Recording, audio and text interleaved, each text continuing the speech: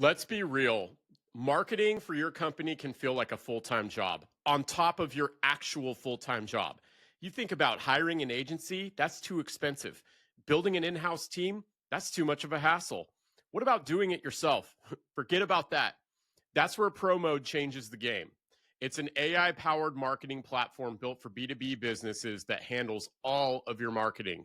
That means the blogs, social media, emails, SEO, all of that at 10 times the speed that an agency can do it. And here's the kicker. It costs just $2,500 a month, and it has zero headaches and no hidden fees. And if you're skeptical about that, just try it risk-free with a 30-day money-back guaranteed. If you're tired of marketing getting in the way of running your business, head over to our friends at ProMode and finally get marketing handled without the stress. And don't forget to use code KCBC when you sign up to waive your $5,000 onboarding fee. All right, everybody, welcome to episode 50. 50 episodes. We made it. We made it, baby. I can believe it, and I also can't believe it. Two things can be true at the same time. I got my boy John, a.k.a. John, a.k.a. John Little, a.k.a. the guy who kicked your son's pillow fort over. But most importantly, the people's champ. John, welcome to the show. Thank you for having me, brother. I appreciate it, brother. I'm so glad to have you, dude. I have to tell myself like 5 or 6 times this morning, calm down, calm down. And then I was like, no, don't be calm. Don't be calm. We high energy this morning. Let's do it. This is so good, man. So before we get into it, the spoiler alert's out there, but one of our sponsors for season 5 has generously said, hey, we wanted all your guests to have some of our product for this season, right? So as a part of a thank you of coming on the show today, man, I'm going to get you a bag of Renegade Blend from our friends at Black Drip Coffee. Thank you for your over there at Black Blend. Thank you. Yeah, Black Drip. Thank you. Yep. Sorry about that. Yes, sir. Yeah, that's okay, man. I don't think I've told people, and they can find it on the site and stuff too, but like how's the coffee made, right? It's got black cherry, roasted almonds, and toffee in it as a mix. So everybody support Black Drips, support Sharon and Dan, what they're doing at Porterhouse KC, how they're raising up future entrepreneurs. We so appreciate you guys. So John, I couldn't have planned this, man. I think it's honestly, it's a God thing. The fact that you're coming on the show at episode 50 for KCBC. The other thing that's coming up, and followers of your show, I-70, will know you've been on your road to 100 episodes, bro. And so by the time this episode releases, it will go live one day after your 100th episode, bro. How does that feel? How does it feel to be at almost 100 episodes? You wanna know what, man? Honestly, it still ain't hit me. You know what I mean? Because like, as you know, Michael, you just get into your routine with this podcast thing. It becomes part of your week. Whether it be the research, whether it be structuring your outline or, editing or clips or whatever, it all just becomes a part of your daily routine. So you get into it not even thinking about 100 episodes. You know what I mean? You just like, I just want to be consistent, or for whatever reason. But me, I just was like, I just want to be consistent. I don't want to quit. So it's crazy. Like I say, man, Michael, it ain't hit me yet. Cause like I said, I'm just in my groove now. But I think when I sit down that episode and just kind of reflect, cause that's all it's going to be. I'm not going to have a guest that episode. I'm giving away the spoiler, but hey, look, I'm with my mans today, so I can do that for the family. So love it, bro. Thank you. Yeah, man. But like, honestly, it's just like, it ain't hit me yet, but like what makes it, when it does hit me is when people like yourself remind me like, hey, bro, you almost at 100 episodes because you in it with me. So, sir, 100 episodes, that's nothing to just slouch at or be like, oh, that's 100, weeks, that's 100, that 100 of anything is a lot, is what I like to say. I don't care if it's push-ups, sit-ups, 100 anything is a lot. You know what I mean? Man, you want to know what? Honestly, from talking with you right now, I can honestly say to almost be at 100 episodes, man, I'm just happy, Michael, bro. Like this podcast has taught me about life. I'm just, and with the 100 episodes, man, through these 100 episodes, there's times where I was broke, didn't have no money in my pocket, still found a way to, scramble up some money to go to the studio, hungry, ain't ate yet, but I got to put a smile on my face for my guests and things like that, bro. So those are the things I've gone through up into, 100 episodes. It's days where I didn't want to do it. It's days where, where audio or something was messing up. It's times where I've lost a whole episode. I've recorded a whole episode and something went wrong and we lost a whole episode. I've had people ghost me, Michael, just making me sit. And I mean, people telling me, yeah, we coming. And I'm sitting there that morning and nobody shows up. So I've had to, pivot and do a solo episode just by winging it. You know what I mean? Just like, okay, well, give me like 20 minutes, Eastside Mark. Let me write some stuff down. Let me do that. So I've had my fair share of dues paid within this podcast thing. So almost to be at 100, it makes me feel great, man, because at 100 episodes, I can look at the big dogs in the podcast game and go, all right, I crossed over triple digits too now.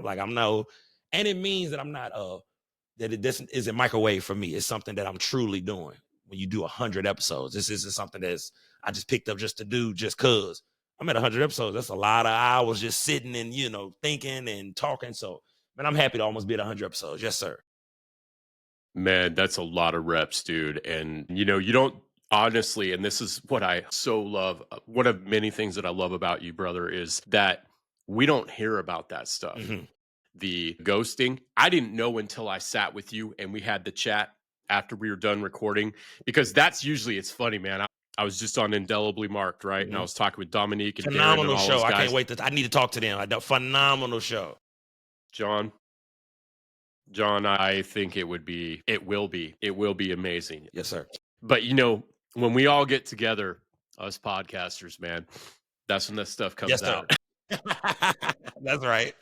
You're sitting there getting ghosted and you get to 25 minutes and I can just picture you sitting in the chair at the shop looking at Esau, looking at Mark. Guys, what do we do? What do we do, man? Are they really hey Esau, didn't this person say they wanted to be on the show? Yes. They did, right? Yeah. They said, hey, let me go back to my emails. Mm-hmm. Let me go back. They set this up. They set this up, bro. And I know it feels like I'm about to tailspin us into this dark hole. Look, Mike, I'm with you, baby. I'm honored to be here today, baby. Wherever you want to go, we going today. But bro, that's the work that we never see. We see you Monday, man, like clockwork, literally like clockwork. Sir. Rain or shine, show or no show.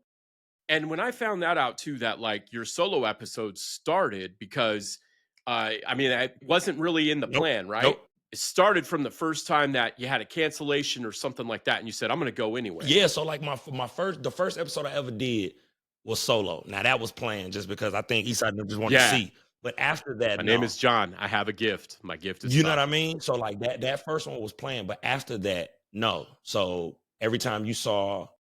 Now I'll do them now because I'm good at it, and I actually like doing solo episodes sometimes because you and me, we like to talk. So if I could just talk, get an hour just for me to talk, that's cool. I'm good with that. But yeah, in regards to it was like one day, I'll never forget the first time.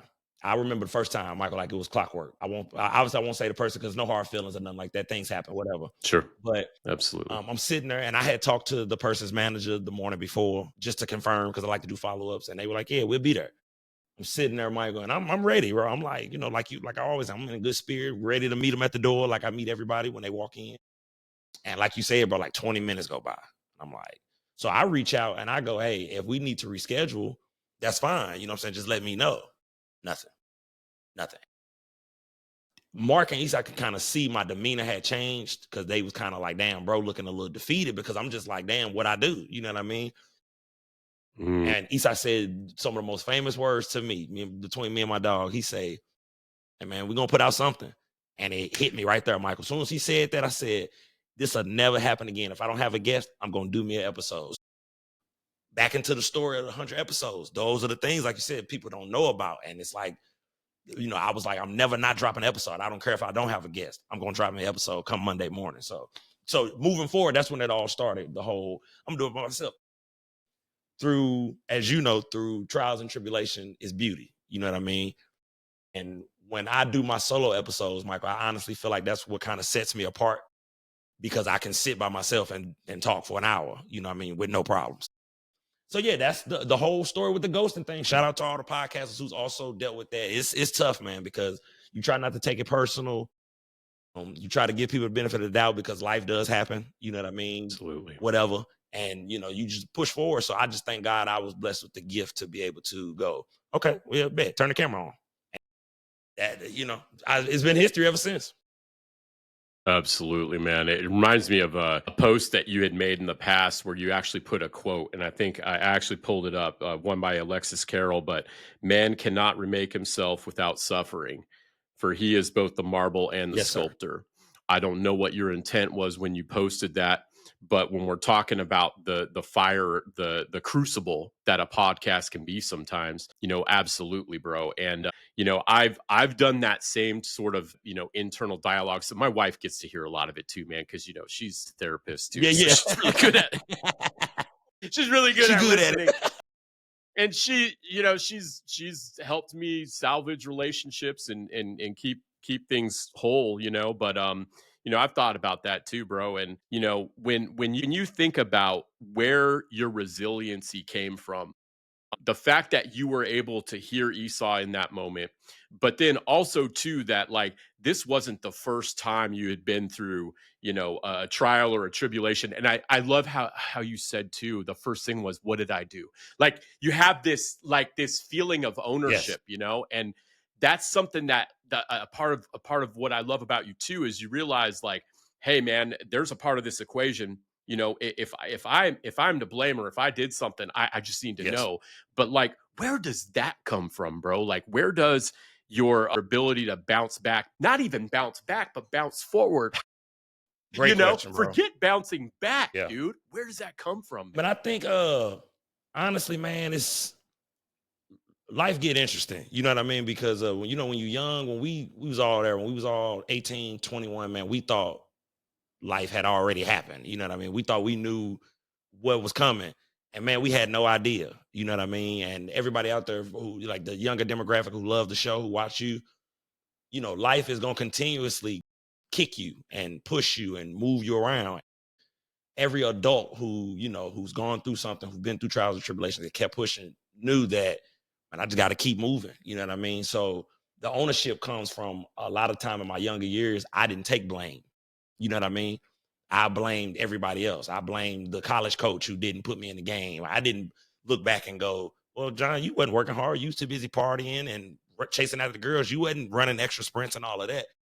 That came with maturity, in my opinion. So like me being able to say, damn, what I do is now everything I do, I find out where I went wrong at. And I try my hardest not to place blame on nobody else because I'm in control of my life. Me and the Most High, of course. But you know, that's where I'm at. Like in regards to, I'm going to place the blame on me because I feel like I'm going to control what I can control.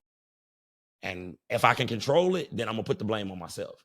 If I can't, then, you know, there's nothing I can do about it. So when Esau says, hey man, I mean, we could do something.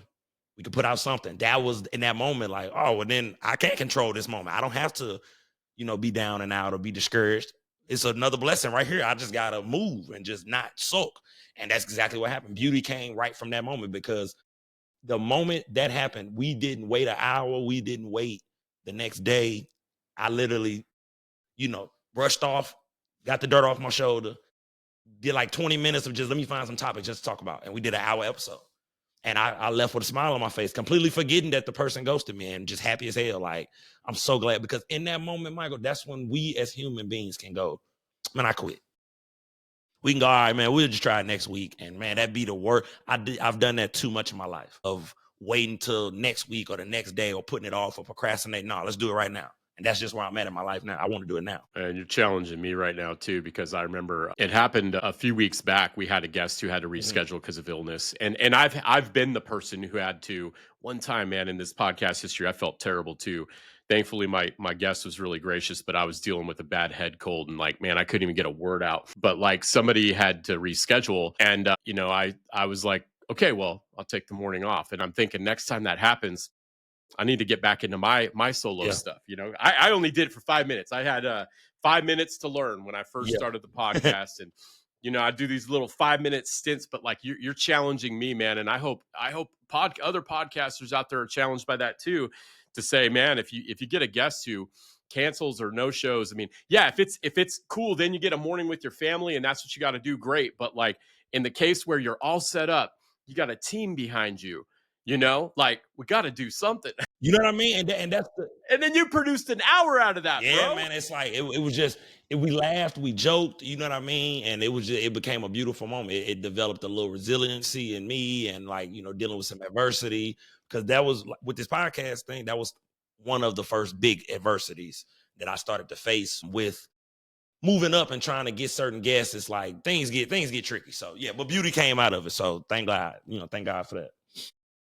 Absolutely, man. Speaking of beauty and your podcast, right? I love your intention behind the titling of Mhm. I-70 and how that's the one highway that runs through Kansas City and St. Louis, and your dreams, of, hey, I want it to be a destination podcast. I want it so that when people are in the city or they're rolling through I-70, Yes, sir. Yes, sir. There you go.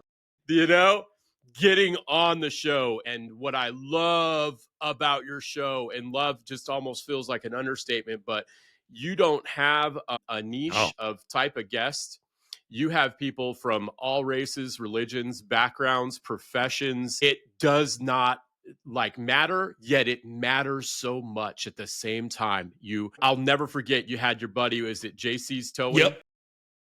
Did I say his business name correctly? JC's trucking.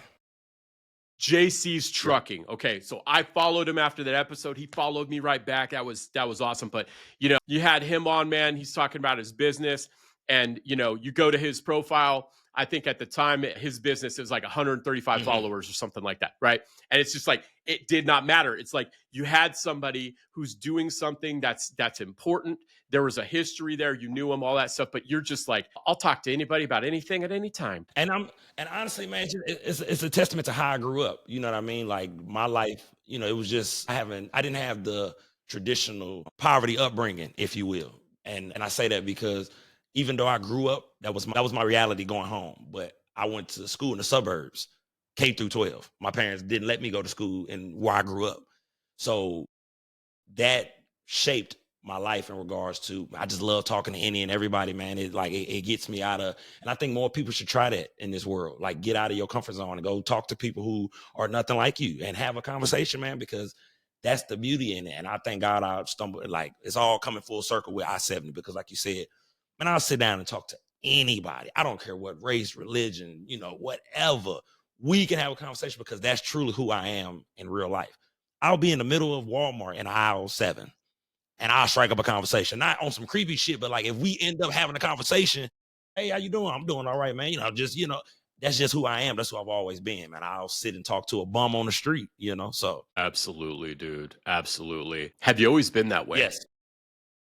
Okay, so like right from the get-go, when you got to school, you're connecting with people in the class. Okay, so just from the very beginning, we all knew, Yeah. right? I mean, I was considered a class clown or what have you. I mean, I've always been the life of I just bring light into the room, and as a kid, I really didn't recognize it. But now that I'm grown, I see, you know, just when I come in the room, I just want everybody to feel good, Michael, bro. That's really it. Like I don't want when I come in the room, I don't want to frown in the room when I come in. You know what I mean? Nobody. And I was the popular kid in school. I would go sit with the quote unquote the nerd or whatever at their table, and everybody be looking, why the hell John sitting over there? Because I'm John. I do what I want to do. Because me sitting over here doesn't change who I am.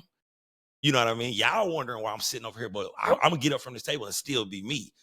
I just so happen these kids, I'm making them feel better, and not like I was somebody's savior or nothing like that. It's I understood high school kids how all this worked, and those kids were treated a certain way by the popular kids or the athletes. I just made it my business to be like, hey man, everybody's everybody. I love everybody. You talk to me, I talk to you, and that's just how I've always been. So to answer your question, yes, sir, I've always been that way. Man, I love that. Something that I think you and I have in Hmm. common on the level of we want to make people feel good when we walk into a room. We want we want to lift the room up, right? We want to help people feel seen by literally looking them in the eye. That's what you did with me when I got to the shop. Got up out of your chair, came over. It's such a welcoming experience. I talked about that when I had Esau on the show, just about how big of pros you guys are. So one thing too that I know with this gift that that you have, right, is that sometimes you come in contact with people. Sometimes they're teachers. As you go on through time, they can become coaches, they become neighbors, they become bosses, they become coworkers. Not everybody likes that gift, bro. Not everybody, you hear the saying that the tallest nail gets hit first by the hammer, right? And so I know too that sometimes in the face of that, what have you done in the face of that? Let me just stop there. I'll ask you, what have you done when people don't like that, or you're in a setting where it's not appreciated? First and foremost, bro, phenomenal question. Like, I've never been asked that question before, and I've always wanted to be asked that question, because you're absolutely right. You know what I mean? It's not all just, well, everybody look, no. Okay. And at first I didn't, okay, so to answer it, let me spin back a little bit. So in school, Yes, when sir. I would do it and I would be loud and talk, teachers would, John, quit talking so much, kick me out of class and all of that. But then I would notice the days when I wouldn't talk, class was boring. They couldn't get nobody to say a word in the class. And that same teacher would look at me and go, John, nothing to say? And it's like, you just told me yesterday I talk too much. No, I don't have nothing to say. So now go on and teach your lesson. Nobody's communicating or nobody's participating, because I talked a lot, but I talk in class. Like, hey, teach, I got a question. Seeing that, and at that early of an age, I didn't notice what it was. I didn't know people didn't like that. I thought everybody would love it, but I didn't recognize it. But as I got older, when I would notice the insecurities of individuals, when a person like me walk in the room, how I deal with it is I can't help that. And if I'm be honest with you, you know what? I'm with my dog today. I'm gonna be honest. Michael, I make it worse for him. Like, when I notice that my light is got you like this, my light shine brighter, because it's like, aha, I got me one. You don't like that I'm this, that I'm this way. Cool. I'm gonna make you hate it now, because you've shown me your hand. And you know how it is, Michael. You just like me, bro. Like, and that's why. I And am. side note, me and you are one and the same in this regard, man. Your energy, bro, is infectious. And I mean that, bro. Like, and you that way with every single person that I see you interact with, bro. Your energy is infectious. So when I notice a person don't like my energy and that everybody else in the room is loving on my energy, I see that person go, okay, now I'm gonna turn it up a little bit more. Now my energy gonna go up more, because I want you over there mad as hell, because I can't control you being upset with me being me. I'm being me. This isn't a character. I'm coming in the room being who God made me to be. You mad because, in my opinion, this is just how I feel. People who don't like a person who's sure of themselves, or happy-go-lucky, you insecure. You mad because you can't come in the room and do what I do. You mad because when you come in the room, if it's not about money, your occupation, or a car, nobody would give a damn about you. You just sit in the corner and be you.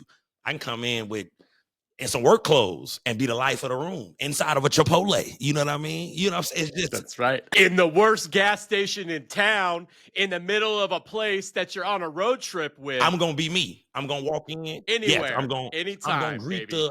the cashier like that. Like, I know him my whole life. No one's safe with the name tag with you either. Not at right? all. No. Like, I'm gonna treat you like I know you. Like, because we all human, man. Like, I know it's a lot going on in this world that keep us divided, and things that keep us distracted, man. At the end of the day, at the base level, bro, we are all human beings, bro, trying to figure life out, bro. So I'm gonna treat you how.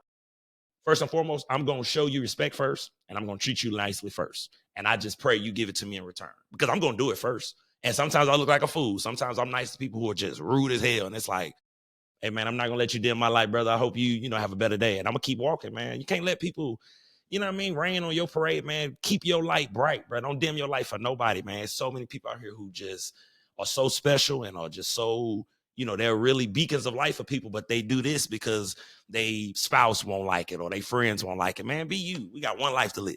So yeah, I'm gonna be me. Your name tag is not safe. Same, man. Same. It's funny when I'm going to get back to what you said too. First off, dude, thank you for sharing that. And I absolutely abide like this, man, in what you're saying. I tried to stifle my gifts for way too Mhm. long for the wrong Yes, sir. people. And I had the same thing. I mean, I'll do it now, man, where I just don't feel like social people come around. Hey, what's wrong? What's wrong? What's wrong? And it's like that's a weird balance to walk, right? But when we're talking about when that happens for us, like I've noticed too by learning about other people. Tell me if this makes sense, Mhm. if this resonates. By looking at the insecurities of other people, I've found a way to look at my own. And so if I find myself hating Yes. or like, like why is that person making me feel a certain way? What is it inside me? Have you also been able to do Yes. that? Right. And how has that looked? How have you used Mhm. that to overcome those your own Yeah. insecurities, I guess? You know what? I find the way that I have combated that, and because you're absolutely right, I've done the same. Is just that now I try to find motivation. You know what I mean? Like if I feel that, okay, for instance, I'll give you an example. If I'm somewhere, right, and a guy walk in and bro look like he just hopped out of a, you know what I mean, a pageant, you know what I mean? He look like he just came from Mr. Olympia. Instead of me going and say he come in with his shirt off or just a tank top on, showing all his muscles, right? And I go, what he doing in here, shirt off and all that. Instead of doing that, I go, I'm gonna go back to the gym, bro. He came in here, chest all swole. I'm going to do some push-ups right now. So I just switch it to where instead of feeling insecure, I go, okay, instead of hating, if you will, or feeling like he even know better than me, since his physique better. No, that man or woman has worked tirelessly to look like that.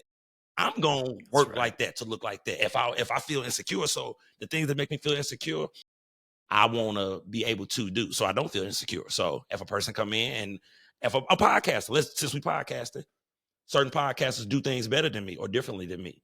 Instead of going, it's whack or this, that, and the third, I'll just go, let me try to implement that into, my thing and see if I can do it. If I Absolutely. can't use it, I won't use it. If I can, hey, and then I'm gonna give you your props right after that, man. Appreciate you for doing that. I stole that from your episode 73, bro. I'm sorry. So that's how I combat the insecurities. I let it motivate me instead. Love that, man, using it as fuel, right? I'll never forget when I was in football in high school, we had a guy, he was one of my childhood best friends, one of the first dudes who ever stood up for Mhm. me as well. Cause, we had been through some situations. We grew up in the same sort of neighborhood Yes, and sir. really rough middle school we went to. He was one of the hardest hitters on the team, bro. And I remember guys would whine and complain about how hard he hit. Oh, it's just practice, coach, and like why? And I remember one time, man, our coach, Coach Burns, he was like, "Hey, I got something to tell all of you guys about Dean. This is my buddy Yes, sir. Dean, right? He's just a murderer on the field, right?" He'd say, "You're all wanting him to hit softer." He's like, he's the target level that you should be. You need to come up. He was basically saying in so many words, don't be so soft. If you're going to be on this field, he's the Yes. standard. So bring yourself Yes. up, right? Level up. They don't call it leveling Thank down. you. When was the last time anybody ever wanted to level Right. down in life? I don't know nobody. Just said, yeah, I'm cool. I'm gonna just go on back to what I used to do 10 years ago. I'm tired of it. No, damn that. It's about leveling up, Yeah. man. As you've gone through your journey in personal life and work life with 70, I love the example of saying, hey, I will take my own insecurities and I'll use those, as fuel. Or I'm going to go in, I'm going to recognize their hard work. I'm going to give them their flowers, go. What are some other ways that you've found are helpful for you in leveling up, man? You've talked before too about like, you had some transitions with your football. I think it was you were on the path in college Yes, sir. football and that Yeah. ended. I know you've got plenty of life examples, but I guess what are some ways that you've found are helpful for you, like just in leveling up in Yeah, general, you know what I mean?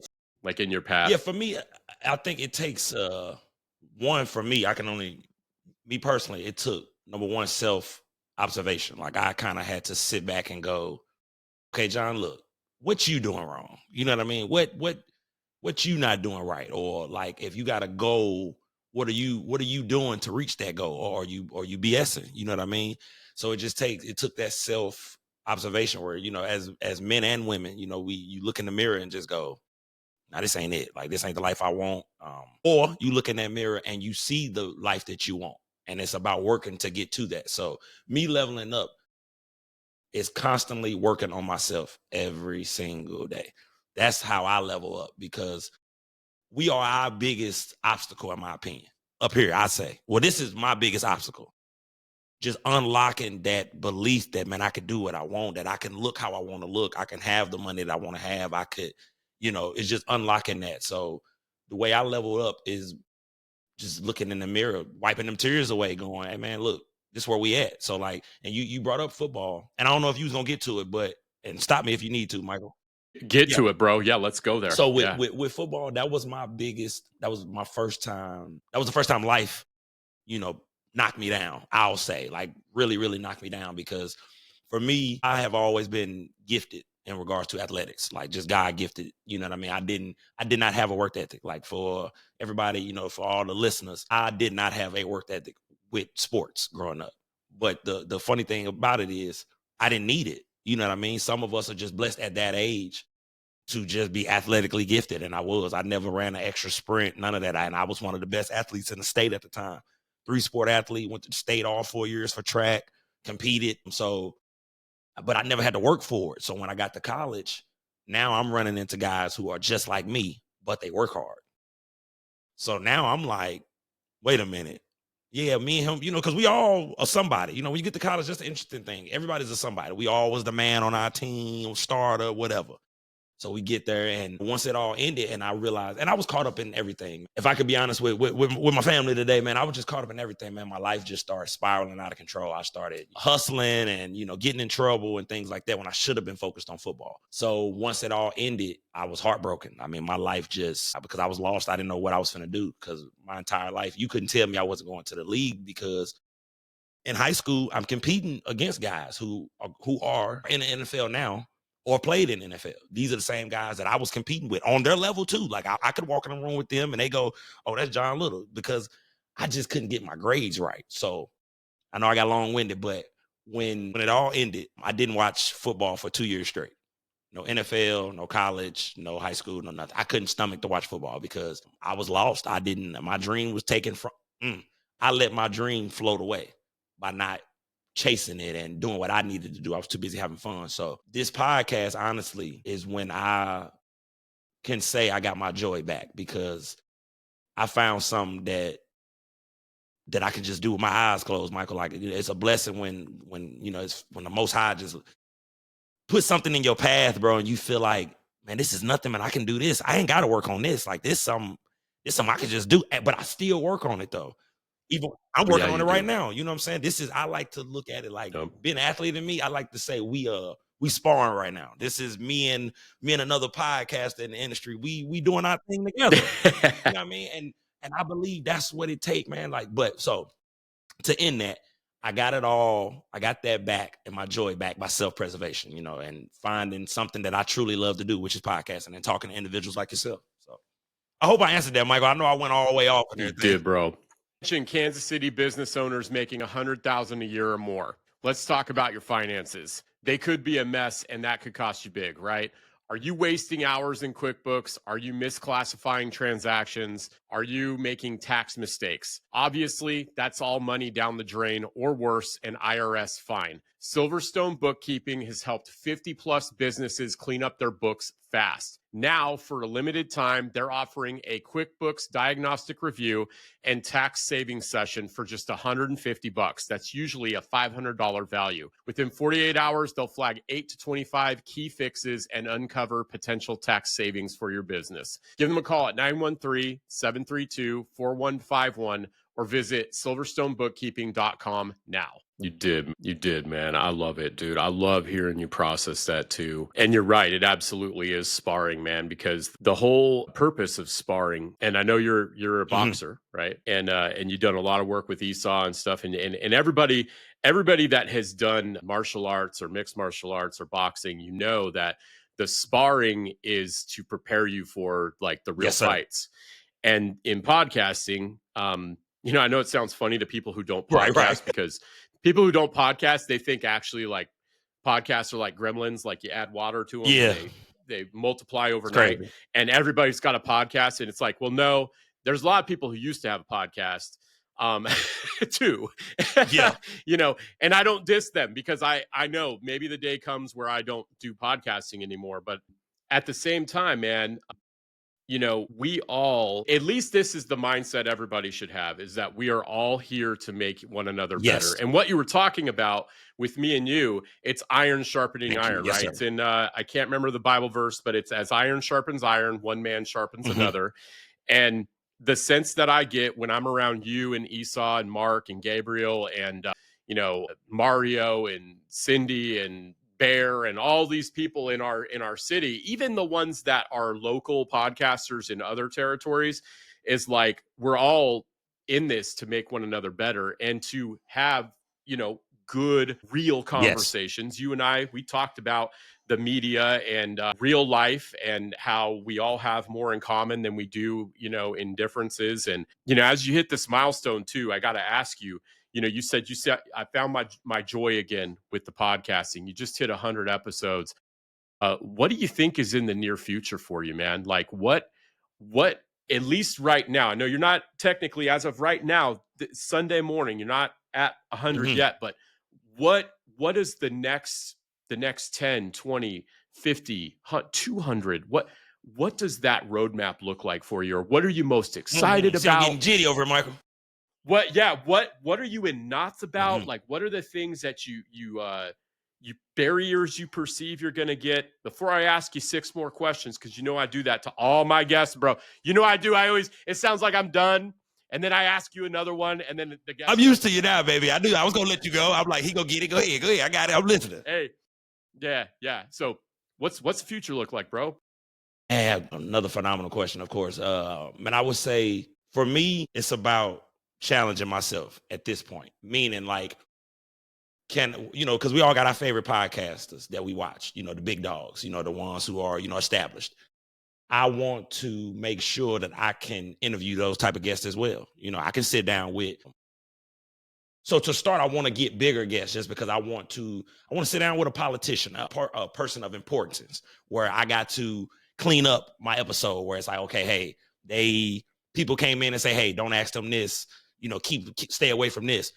I look at that as challenges for me. I want to sit down with people who I do not agree with at all. And I'm gonna be honest with you, and I'm gonna say this because I've said it on I-70 before. I truly, truly would love to sit down with a super just right-wing, conservative, damn near don't like my kind type of individual. Because I want to sit down and be like, okay, yeah, let me hear the things you say so I can debunk it for you. And I'm not here to change your mind, but I want you to just walk away and be like, man, you know what? Maybe I am tripping. Maybe it ain't that bad. You know what I'm saying? Just anything. So those type of interviews, meaning celebrities, people of importance, interviews that challenge me, like I say, where I'm sitting down with a person that I vehemently disagree with, but still have a, constructive conversation that gets to somewhere where we come to some type of common ground. And I just love when I see podcasts do like live shows, Michael, like when I see them get big enough to where they can do a live show and have 400 people in the auditorium listening to my podcast.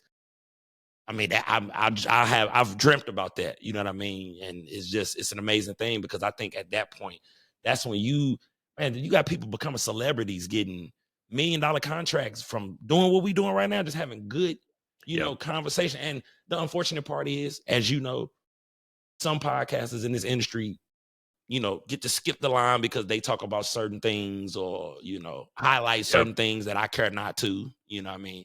And that's fair. I don't, because my journey is mine and I know I'm going to get there. So what's next for me is just those 3 things: the celebrity guests, sitting down with guests that challenge me as an individual, and live shows. Yeah.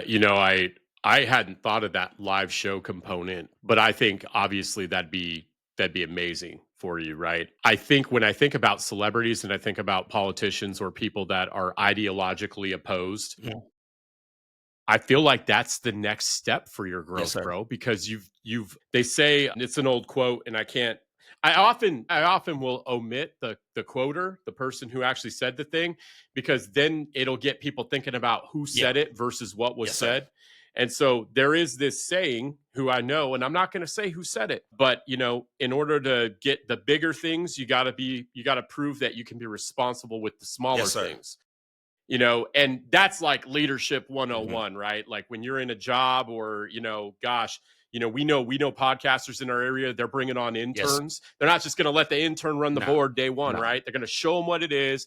They're going to, they're going to talk through them. You know, there's a process and you got to demonstrate like, hey, you can show up on time. Hey, you know, you can do one thing consistently over and over again, right? And then we'll give you the next big thing. But I feel like for you, bro, that absolutely is the next step. That is the next evolution. One of the things that I have struggled with, and it might be because of the size of my following right now, is I've reached out to some of those guests, right? I had one in particular, and I'm like David Goggins on this subject. Yeah. I don't want to ever take food out of a person's mouth, right? So I won't speak ill, but, you know, very high profile person, talk to their team, come on. And then all of a sudden it fell through. And I think that the best conclusion I can think of is that, you know, they were like, oh, well, you know, this guy, it's just a podcast, is just starting off, doesn't have enough followers. And so I think my question to you is, how do we make a compelling case for those folks to come on our shows? And let me just say too, that out of all the podcasts in the city, yours is one of the most popular, most well-known. You are famous, bro. Like I've talked to people about you, like, hey, wait, that's the guy who sits on the couch in the cigar shop, right? I go, yeah, you know, they don't even know your name, but they're like, oh yeah, I've seen his clips. And then what'd you post your side note, your impressions the other day? You did a screenshot, 218,000 impressions. 251. That's a 30-day. That's 30 days. What you're doing, the numbers you're doing. So back to the question, what do you think? What's the compelling case for some of these people that are like, they're seeking out Joe Rogan and Sean Ryan, but like they got John Little in their own backyard or in the middle of the country? Yeah. And I mean, and I'm gonna say this is a great, you know, point for every podcast is starting out. Because you are going to go through this. I went through it. Same thing Michael talking about. I went through it. When I first started out, man, I couldn't get none of these big time. I'll do it this way. A lot of people who coming on now wouldn't come on at first. I'm just keeping it real. I'm keeping it real. When I first started out, because like we all do, when you start out with 50 followers, 75 followers, nobody's really checking for you. They like, man, whatever. I like to call it, they little boy us, where they just like, whatever. You know what I mean? And what I'll say to every podcaster, keep dropping episodes. Keep dropping episodes. Because then you'll get to a point now, because I can say now at this point, now I can pick and choose who I interview now. Because I mean, everybody's coming out of the woodworks now. You know, I'm almost to 1,000 followers, and now all of a sudden, everybody who wouldn't talk to me when I had 75 followers, all of a sudden want to be on I-70 now. They message you, and you look back 275 days ago. Mike, come on, man. And I'm gonna be honest with you. you reach out to him. Oh wait. And I'm gonna be honest with you, Mike. I'm a little petty. Like a lot of those individuals, I don't respond to. I'm just being real. Like, cause it's like, no, because I'm going to show love to everybody who came and sit down on the couch when I had 50 followers, when I had 120 followers, when I wasn't getting a lot of impressions or likes or things of that nature. Like-minded people. So for the lessons through my own journey, I'll say to every podcast out there, just keep dropping episodes. Get anybody on who will come on and talk to you. And make sure it's a damn good episode. Do your research. And that's how you make it compelling. Basically, to answer your question, get whoever come on, but you do proper research. Make sure it's a hell of an experience. And I promise you, after so long, that same person gonna spin a block. I promise you, because it's happening to me now. And I haven't had a celebrity on yet, anything. But just like-minded people, just keep getting those people on, and you'll get to a point, Michael, where that same person that didn't respond or didn't want to come on because you don't got a certain amount of followers, you'll be able to look at them and be like, yeah, I know you seen my episode. And I know you want to spin a block and say, man, let me get on KCBZ TV. You know what I mean? It's like, yeah, I get to you when I get to you. So my advice to you and others, keep dropping them episodes and keep doing what you're doing, because I got to give you your flowers. You know, let me break up the interview real quick just so I can make sure I don't forget. Man, Michael is one of the best individuals that I've met in this whole podcast journey, bro. Like, because he called me the people's champ, bro. There's nobody in the city, bro, that show more love than this gentleman right here. And I'm saying that for him, for, you know, for his subscribers and for the, you know, my subscribers is going to watch. Nobody shows more love in this industry, podcast industry, than this gentleman sitting right here. Nobody. And nobody he comes in contact with will say anything different, man, because, and I say this, when you was for our episode on I-70, he gave me, he kind of put the battery in my back a little bit, because he came out of nowhere. He was the first person to tell me, hey, John, bro, you arguably got one of the best podcasts in the city. And I because at that time I was going through a little funk because what you just talking about, Michael, certain people wasn't responding or ghosting me. And I'm just like, man, what the hell going on? And Michael came out of nowhere. It wasn't provoked, none of that, and said, hey, bro, keep doing what you're doing. You got one of the best podcasts in the city. And right then and there, I'll never forget that moment, Mike. And I'm forever grateful to you, bro, because in that moment, something switched. I was like, wait a minute. I am the shit. Wait, hold the fuck on. Yeah.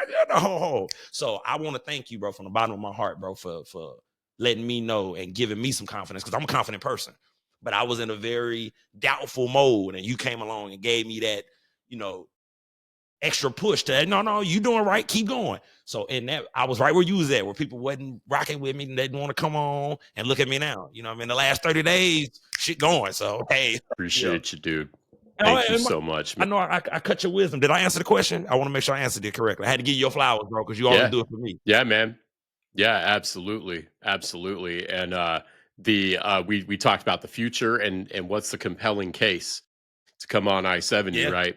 And oh my gosh, I love it how you said, do your research, make it a damn good episode, no matter who it is. No matter who it is. In fact, the least interesting person of the people you bring, if you can bring the thing out of them that no one else gets to see, let me ask you this. How many times have you heard that from people where they tell you afterward, they go, man, I never said that to anybody. I never said that. I never even thought I'd say that on the air.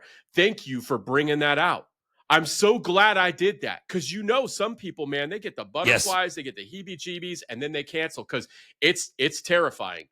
Like, damn, John's last few episodes, yeah, all these views, all this, that's going to be me. And then they picture themselves like being flogged in public, tarred and feathered, humiliated. Like, to go back to that original question, like how many times have you had people that, you made them feel seen, you treated them right, and something came out, that maybe you didn't even expect, or maybe you were just dreading before the interview, like, man, what am I going to talk to this person about? Because we got those too. We would be remiss not to mention that. Because listen, I'm so glad you said it, and I can piggyback off of it. Fellow podcasters, there are times where you have guests and you just like, bro, I got to talk to this person. Like, it ain't that much interesting shit I didn't figure out about them. They look dry. They don't seem like they high energy. And I challenge every podcaster to be like me and Michael. You bring it out of them. Because, and to answer your question, Michael, at least every episode, because of my research, man, because when I run off, when my guests sit down and I run off their accolades and get them their flowers to start the show, that's the icebreaker, because that's them going, they feel important. Like, because, and I'm structuring it. I'll put it to this way.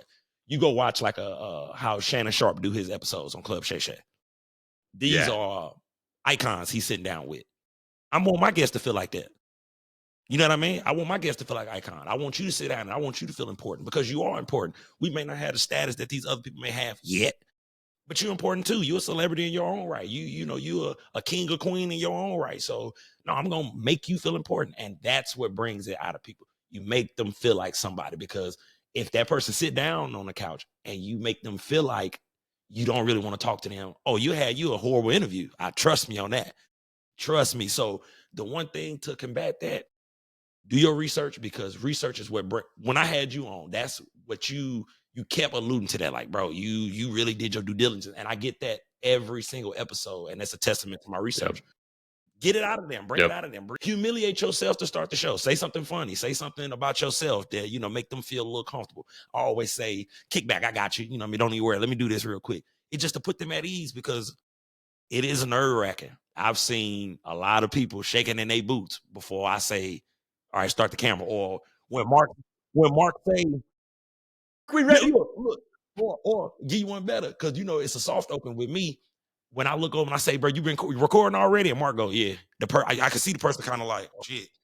And it's like, no, be cool. I got this. You know what I mean? So you combat that way, man. Make every podcast out there, make your guest feel important. If I'm gonna treat you how I would treat if LeBron, well, nah, LeBron, my guy, that's my icon. So hold on, maybe not Bron. You'll be shaking in your boots, bro. Maybe not Bron, but what do I say all to in this all, guy? I'm gonna treat my guest how a celebrity is supposed to be treated, because here's the kicker, Michael.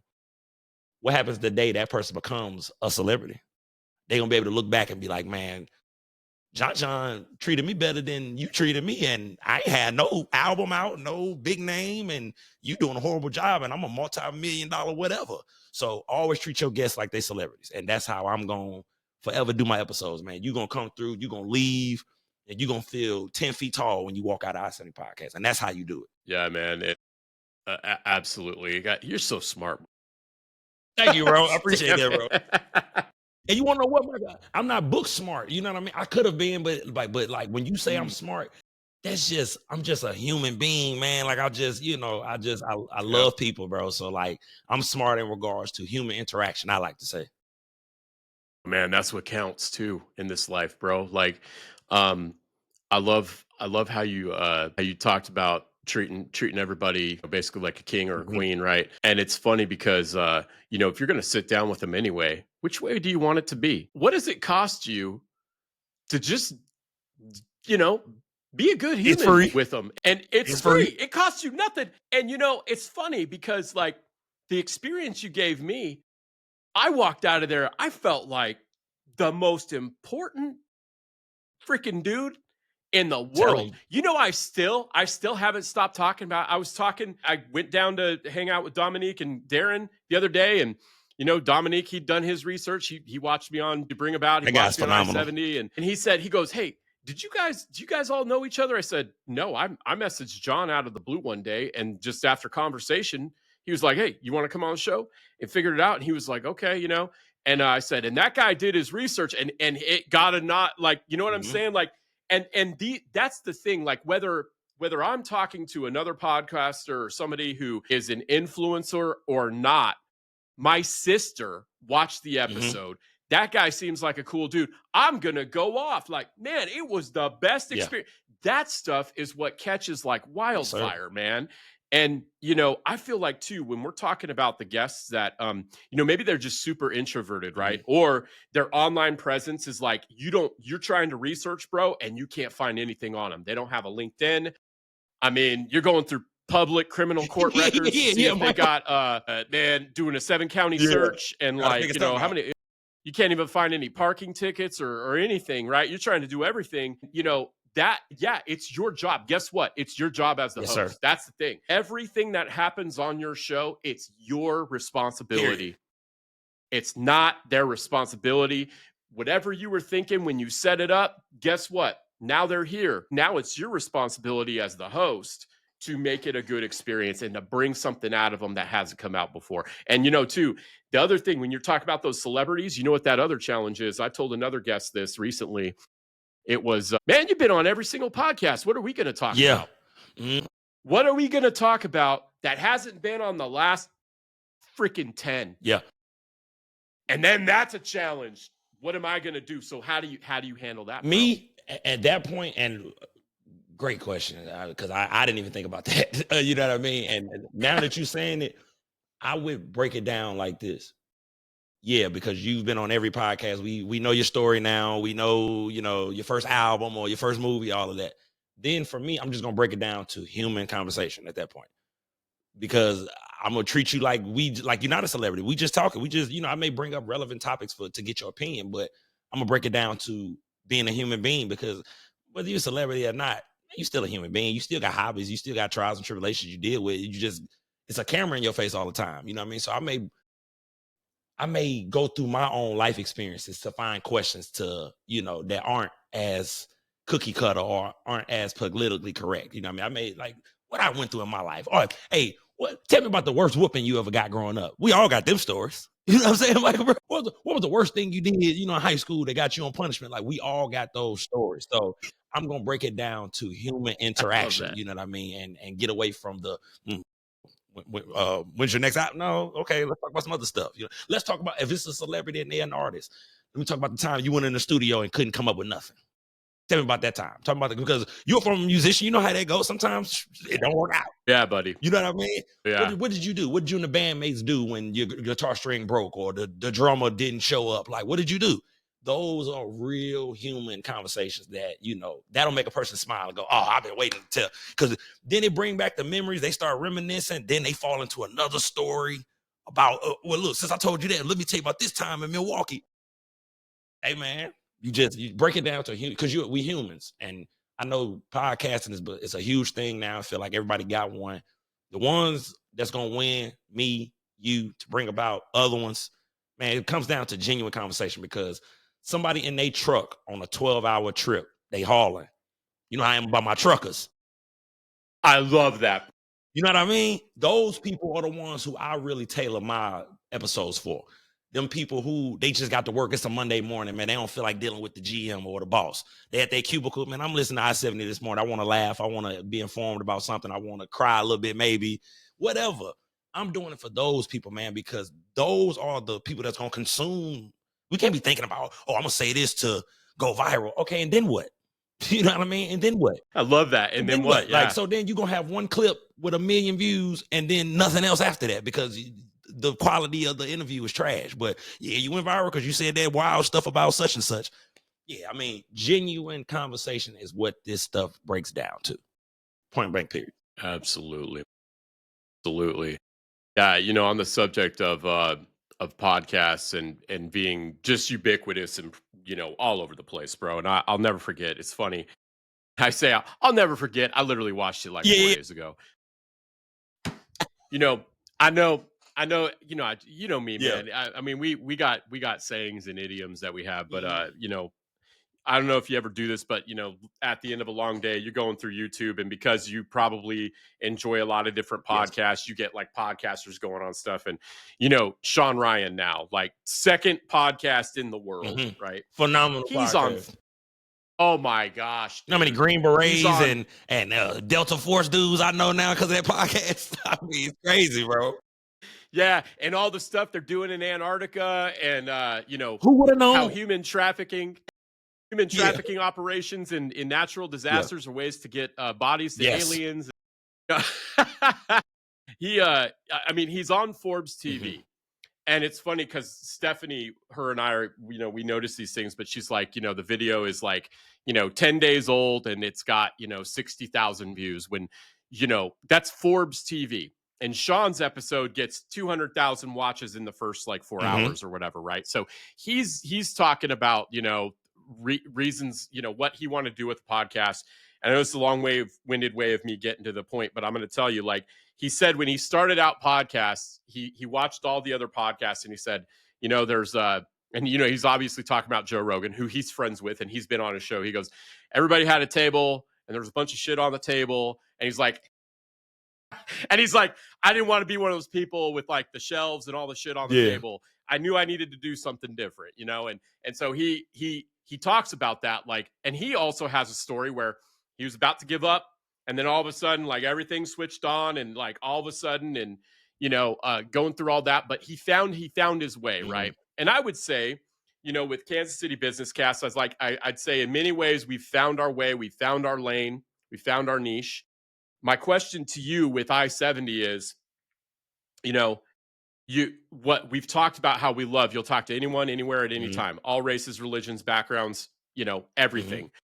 What would you say has become like your niche, or like the one or two things like that you feel like you're really good at and separate you from other podcasts, right? I got you. That's a big loaded one, but I got you. I'm with you. And I'm going to take it a step further. When you say other podcasts, I'm saying every podcast. So we talking Sean Ryan, we talking anybody. I truly believe, and this, I said it on my first episode ever. I got a gift, man. It's like, I don't have to, like, who I am and how I am makes I-70 podcast. My energy. You literally couldn't pick me up and put somebody else in my seat because it wouldn't be I-70 podcast no more. It would be something different.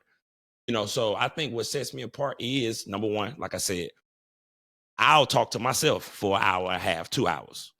Other podcasters won't. If you don't got a guest, you probably won't drop an episode. I'm not like that. You know what I mean? So I believe that sets me apart. And I'm saying across the board from the biggest podcasters in the world. I look at their podcast and I go, hey, phenomenal work, but can you do one by yourself? You know what I mean? I can. You know what I mean? So that sets me apart.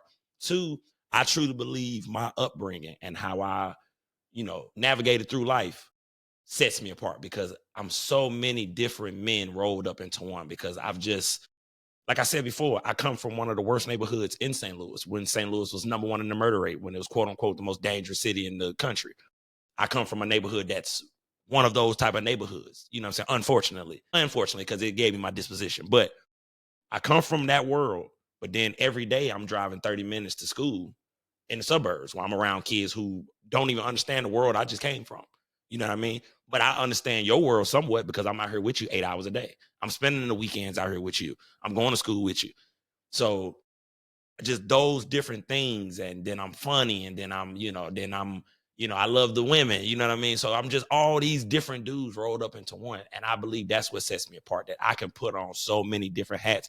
Michael, I can sit down with a criminal that's on his way to the big house. That's fine. I was raised by that. I was once, incarcerated and things like that. So, hey man, I can conversate with you on that level.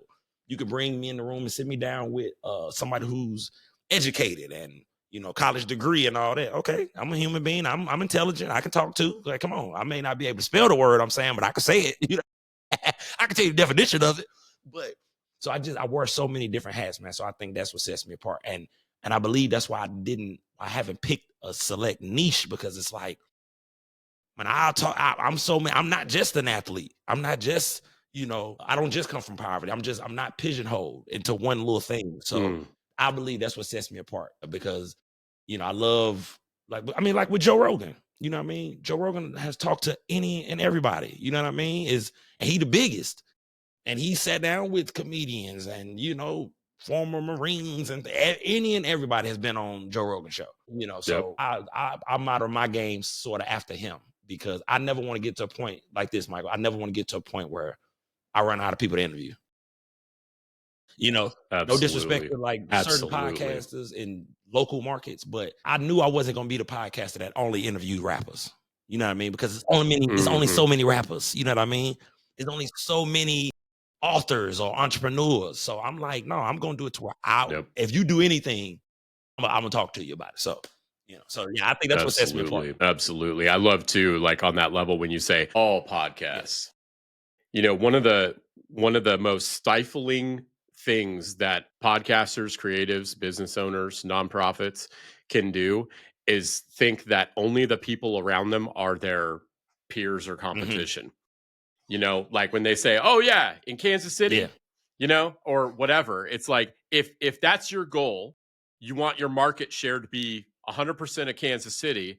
Well, great. Well, then why is YouTube, which is available everywhere all over the world, why not have listeners in Europe and Australia? And one of the only things I love about using Spotify, I know the algorithm gods. Yeah. I know you're gonna pick something out. You're gonna get me ratioed on Spotify. Is I can see where people listen, and it reminded me one day, and I was looking at that map, and I was like, man, somebody in Ireland was listening to this thing, or maybe they just stumbled over. Maybe they didn't listen. They go, oh, what's this? Kansas City, whatever. So what? But it's so important to just keep your mind open. And that's the thing that's the sense that I get from you too, is like, man, I'm not ever gonna run out of things to say or people to interview, because I'm staying open to what's going on. That's why you're open to your growth. That's why you're open to the future. Just a few things, I wanted to kind of make sure we handled, and then I'll give you an opportunity, you can close us out with whatever we maybe missed or something else that comes to mind. But for the first time in this show's history, and I knew I needed to have something special because you were coming on. This is episode 50. You're on your way to episode 100. So I'm like, what if I had some questions from some listeners, some family members, people that have become fans of yours as they've gotten to get into I-70? Okay, so some of them we already answered over the course of this conversation, but there are some that haven't been. Okay, so first off, if you are going to go on a podcast If you're going to go on a podcast, what do you recommend guests do before they go onto a podcast? Okay, boom. So one, go watch the podcast. Go watch the podcast, bro. Like, because honestly, it's no different when us. Like, if we looking at a guest and we want to get a little more feel, we may go watch an episode on another platform. Because when you watch, if you're a guest, you'll get, okay, you won't be caught off guard by your guest's demeanor or how they structure the show. You'll kind of know, okay, he do this to start the show. You won't be sitting there all nervous because you get the gist of the show. He's probably going to start out with this. He's going to ask me this later. And they get to understand you know what I mean, more. So it's not just a cold, greeting, you know what I mean? You kind of familiar with each other. When me and you first met, we was kind of already familiar. We was smiling ear to ear when we saw each other, you know what I mean? So it's That's like, right, bro. we already kind of had a vibe and knew, okay, we knew we was going to do a phenomenal episode. You know what I mean? Yep. And so Absolutely. to answer the friends and family, watch the episode, watch the podcast if you were going to be a guest on the podcast. And like and subscribe too. What the hell? Hey! Yeah. That's free. Hey, we talked about that. Take that thumb and move it over a couple of inches. Man, all right. So pivoting to a podcaster, what's the worst thing you can do as a podcast host?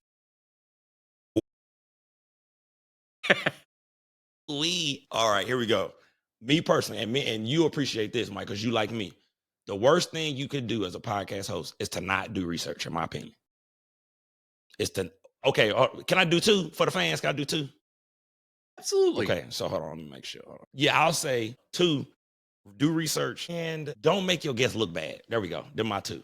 Make your guests feel like a celebrity. Don't try to coerce them into an answer because it'll go viral if they answer it this way. Don't make your guests feel bad, or look bad. Absolutely. When they leave you, make sure that they in good spirits when they leave and the clips come out. Absolutely. What does St. Louis do better than Kansas City?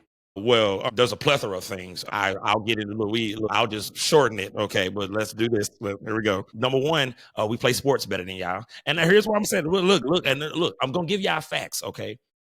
Because Michael can look it up right now. St. Louis has the fourth most professional athletes per city in the United States of America. Fourth. I'll say it again. We have the fourth most professional athletes per city in the United States of America. So that's one. Two, we definitely dance better than y'all. Three, and look, Michael know what he doing because this is the KC St. Louis thing. So we dance better than y'all. We got better artists than y'all. If y'all want to go artists, you know what I mean? We got so much, you know what I mean? We got better comedians. Are you putting Nelly against Tech, man? Yes. Now it get different when you talk about Tech, though, because with Tech can out-rap Nelly, for sure, hands down. He'll out-rap Nelly, right, hands down. But if we talk about stardom, being it's Nelly, baby. So yeah, those are my three. I won't look. That makes sense. Casey, I still love y'all, baby. I know I'm here. I don't want to alienate y'all, baby. I'm here. But those are my three. Well, if you love KC, prove it. What does KC do better than St. Louis? You. Listen, and I'm gonna say this because Casey always say that when they want to talk trash to me. People say, "I can't barbecue." Let me say this. Y'all truly care about y'all barbecue. Y'all love barbecue. It's a barbecue spot on every corner here in KC, whether you're on the Kansas side or Missouri side. We got ribs, so you got the St. Louis cut ribs. So we do ribs and things like that. We don't really do the brisket and all of that. It's not a big deal. It's a huge deal here. I love me a good Z-Man sandwich over at Joe's. You know what I mean? Mm-hmm. I get it. It's the best. It's the best. So yeah, KC do that better than St. Louis for sure. That's the only thing? About the only thing, you know what I mean? Because look, Michael, if you want to talk about education, St. Louis has the number one public and private school in the state. So y'all ain't got us on education. So it's what I don't know what they look, Michael. They have to maybe I implemented that into my questions on the podcast. What they do, but you know what? See, brother, I'ma steal that. See, that's what I'm talking about. Iron sharpening iron, man. Last one here, man. What is your most memorable moment on I-70 so far, or top three? Most memorable. Man, that's a great question. Doesn't have to be best. Right, okay. Doesn't have to be most memorable. What are you thinking, man? Top three or top one, my head, whatever. Most memorable, I'll never forget, and I can't even remember which episode it was. I wish I knew. It was the time I first got drunk on the podcast, and I realized, damn, I'm drunk. Yeah, I'm okay. So that was one of the most memorable because it was I would just remember how much fun I was having. You know what I mean? When I realized I was drunk, and I'm but I'm in the perfect environment, my perfect environment, which is the podcast, to be, you know, inebriated, if you will. That, and then I'm gonna be honest with you, Mike. Excuse me, I'm gonna be honest with you, Michael. For me, the most memorable moment is that time that we was talking about earlier when that guest didn't show up, because I believe it altered how I am with podcasting. Like it was one of my most defining moments, and I'll never forget that moment. And I'm gonna forever share that with every podcaster that asks, because I remember how bad I felt. I remember how down I was in that little minute moment, and then it just the sun came out from behind the clouds. So I'll never forget that. It put a disposition, you know, my disposition changed, because I'm like, you know what, I'm gonna do this in spite. First of all, I always think about that guest too, Michael. I'm gonna be honest with you. I'll never reveal the person. I always think about that guest. Before I do an episode, I always think about the guest that did that too. Completely understand that. I can't fault you for that either. I mean, that's the thing, man. Like these moments, they can either crush us or they can make us better. And you know, sometimes, man, I mean, I got people I can't shake. I wish if I could pay somebody to do the hypnotism and forget, you know, or Men in Black me, you know, poof, and I forget, I would. But it's a process, Yes, bro. It's a process, and you know, if they're haunting you in that way, then you know, whatever. And it's good. Like That's it's not like just, it's not like I feel bad. It's like a whatever motivation. Sure. When we go to the gym, it's like, what you thinking about before you pick up that failure set, when you know oh damn, I'm only finna get about 3-4 reps out of this. That's what I'm thinking about. Well, one of the things I think about. So I use it. Yeah. I do the same thing too. I picture who I was before. You know, I picture, you know, fat, out of shape dad being told he could be hospitalized for his blood pressure, all that. So, John, what do you want to close this out with, man? The floor's been yours. It's still yours, man. What final thoughts do you have for this one? We'll have you back on again, bro. You better, because you know you my guy, bro. You know, yeah. Dude, you're my guy. You're my guy. So I'm gonna lead the family with this. Man, just don't quit, man. You know what I mean? I know Michael preach it all the time. Man, just don't quit. This is for any and everybody out there.